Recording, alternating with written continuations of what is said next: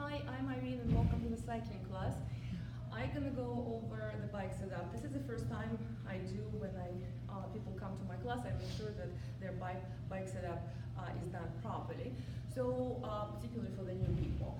So I have a person first to come to the bike and stand next to the saddle, and we level the saddle with the hip level with approximately the hip bone, which is about right for me right now.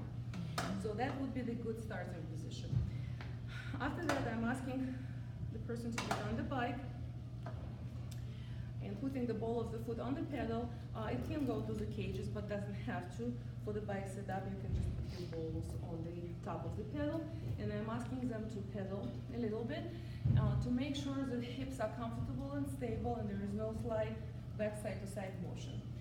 So, this seems okay right now for me. So from here, I'm asking them to stop down in the down position of the circle at the what we call 6 o'clock position, and we're looking at the knee. So we're looking for the really slight bend of the knee, which is not more than 35 degrees, but closer to 15. But it's slight bend.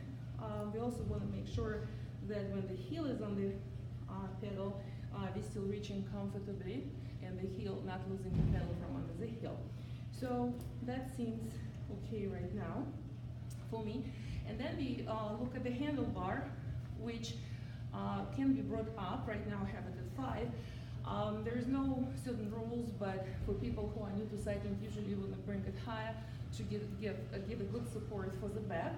But it's important that the person is not reaching to the handlebar and have the shoulders down and relaxed, elbows bended slightly to the side, and can comfortably support themselves in this position.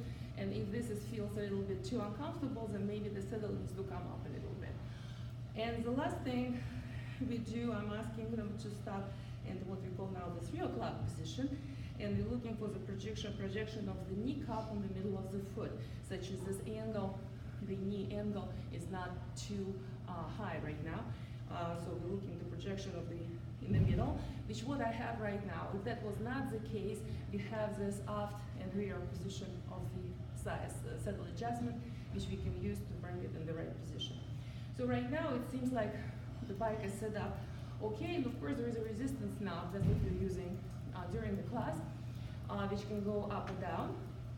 And usually I'm asking the participants in my class to bring the resistance up to begin with, such as they can feel engagement with the pedals and what I say engagement with the road at about 80 RPM or 80 cadence, which we can judge by this monitor. So if there was no monitor, I could time it, but we all come to about 80 cadence. And this brings us to the same baseline, because the resistance level I would have about 12, but someone can have it at 8 or 13, doesn't matter, that's personal. But at about 80 RPM, that gives us good baseline as a class. And from here, we start pedaling and slowly going into warm up, keeping shoulders relaxed and slightly bent to the side, and getting into warm up into the class with the